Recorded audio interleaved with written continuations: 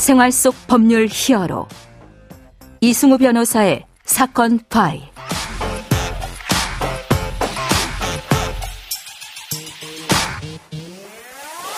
안녕하세요. 이승우 변호사입니다.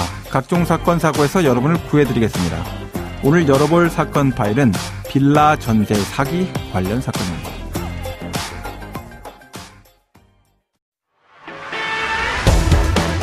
신축 빌라를 중심으로 전세 사기 피해자가 속출하고 있습니다. 경찰 수사 결과 빌라왕을 앞세워 무자본 갭 투자를 벌인 배후 인물이 드러나 구속영장 실질 심사를 받습니다. 자, 사건 파일 오늘은 이 빌라왕 사태 이후에 커지고 있는 빌라 사기 관련된 문제를 조금 다른 관점으로 살펴보려고 합니다. 자, 지금까지 이제 빌라라는 주거 형태는요, 서민들, 또 사회 초년생들, 신혼 부부의 중요한 첫 주거지로서 훌륭한 기능을 해왔습니다. 자, 다만 이제 그 보증금 또는 월세와 관련된 정보가 아파트하고 너무 다르게 깜깜이식으로 이루어진 게 큰 문제였었죠. 그래서 중개사무소 여러 곳에 가서 막 물어보고 맞아요 확인하는 형태로만 사실은 집을 구했어야 됐습니다. 직방 등등 이렇게 여러 가지 이 방 앱이 있어도 사실 그게 맞나 아닌가 매번 찾아봐야 되고 이제 그런 형태로 이루어졌습니다. 자, 이제 빌라 전세 사기 사건이 대대적으로 보도가 됐고 처벌받는 과정까지 어렵게 갔어요. 가게 되니까 결과적으로 빌라는 외면을 받기 시작하고 있습니다. 자, 이 문제를 해결하는 것이 국가 사회적인 대응 체계상으로 필요하지 않을까. 그렇죠? 서민 주거 또는 사회 초년생 신혼부부 관련된 중요한 주거를 버릴 수는 없지 않겠습니까? 자, 이런 문제들을 법무법인 법승 박희태 변호사와 한번 머리를 쥐어짜면서 알아보도록 하겠습니다. 안녕하세요, 변호사님. 예, 안녕하세요. 네. 자, 충분히 좋은 아이디어들 많이 좀 갖고 오셨죠? 아이디어가 준비가 안 되셨으면 지금 말씀 나누시는 중간에도 만들어서 짜내서 주십시오. 네, 아셨죠? 알겠습니다. 네네. 자, 먼저 이제 여러 주거 형태들 중에서 빌라라고 하는 이 주거 형태가 어느 정도의 비율을 가지고 있습니까? 일단 이게 빌라라는 게 법정 용어가 아니라서 그렇죠. 조금 애매한 부분이 있습니다. 네네. 다만 현실적으로는 연립주택, 다세대주택, 다가구주택 합쳐서 이제 빌라라고 부릅니다. 아파트 외의 주거 형태를 그냥 다 빌라다. 오피스텔하고 아파트 뺀. 그 정도. 단독주택 빼고. 단독주택. 네네네. 단독주택 중에서 한 사람이 거주하는 단독주택을 빼고. 한 가구가. 그런 거 몇 개 빼면은 다 빌라군요. 네네. 지금 보면 2021년 기준으로 할 때 아파트 가구가 한 69.5%. 예. 연립과 다세대가 14.8%, 다가구 주택이 14% 정도 됩니다. 그러니까 지금 전체 거주 가구의 28% 정도를 담당하고 있고요. 예. 이게 특히 대도시일수록 요 수치가 점점 올라갑니다. 왜냐하면 단독주택이 줄거든요. 예. 그래서 서울의 경우에는 35%가 조금 넘는 인구 가구가 빌라에 거주를 하고 있습니다. 예. 이 최고급 빌라도 물론 있죠. 그렇지만 대개는 비슷한 평수와 조건이면 아파트보다 가격이 조금 낮은 경우가 많아서 서민들 주거에 중요한 기능을 하고 있습니다. 네, 그러니까 아파트하고 단독주택을 뺀 주거 형태, 네. 도시의 주거 형태가 빌라다. 네네. 법적 개념도 아니고 이런 좀 사회 문화적 개념이긴 한데, 예. 자, 작년에 빌라왕 사태가 이제 터지면서 사회적으로 엄청나게 문제를 막 야기하고 지금도 그 여파가 막 계속 미치고 있을 텐데. 예. 자, 이 사태가 어떻게 발생했는지를 좀 한번 보고 넘어갈 수밖에 없겠네요. 예. 이 빌라왕 사태는 간단히 말씀드리면 네. 한 사람이 거의 3,500채 빌라를 소유를 하는 거예요. 예.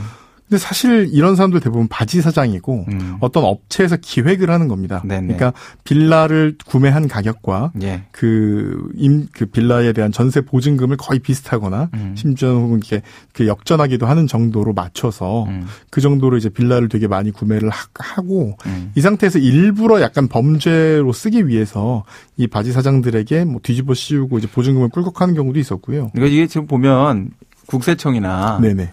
그다음에 부동산 등기를 담당하고 있는 그 등기소나 네. 전산화 다 돼 있잖아요. 그죠? 네네네. 이상하다고 했을 거예요. 그 안에서 야 대단하다. 야 빌라를 몇 채를 사는 거야. 한 번에 100채씩 들어오네. 막 이런데 다 알았을 거예요. 네, 이상하다는 거. 네네. 근데 문제 터지고 난다 보니까 3,500채.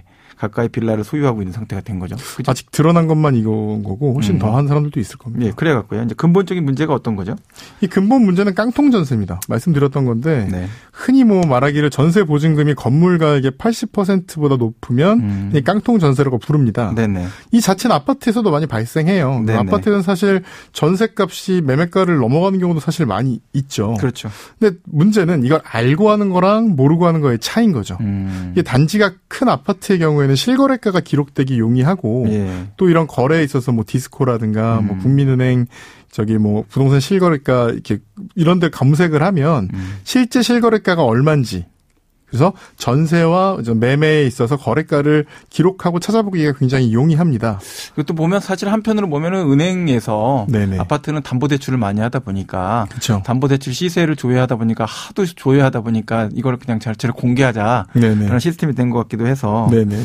참 여러 가지로 좀 감회가 새롭긴 한데 계속 설명해 주시죠. 근데 이제 아파트 같은 경우는 한 단지에 같은 평수면 뭐 큰 차이를 나진 않습니다. 그러니까 몇 층인지 뭐 동이 몇 동인지 정도 보면 그렇죠. 대충 금액을 알 수가 있거든요. 예. 근데 빌라는 실거래가를 알기가 굉장히 어려운 게 뭐 한 동, 두 동 이런 경우도 있고 맞아요. 아까 다가구 주택이라 그랬는데 사실상 한 사람 이름으로 등기되어 있는 주택을 나눠서 쓰는 경우 맞아요. 그 나눠서 임차를 주는 경우 이런 경우들도 있거든요. 네네네. 그래서 상대적으로 실거래가를 알기가 힘듭니다. 그러니까 네.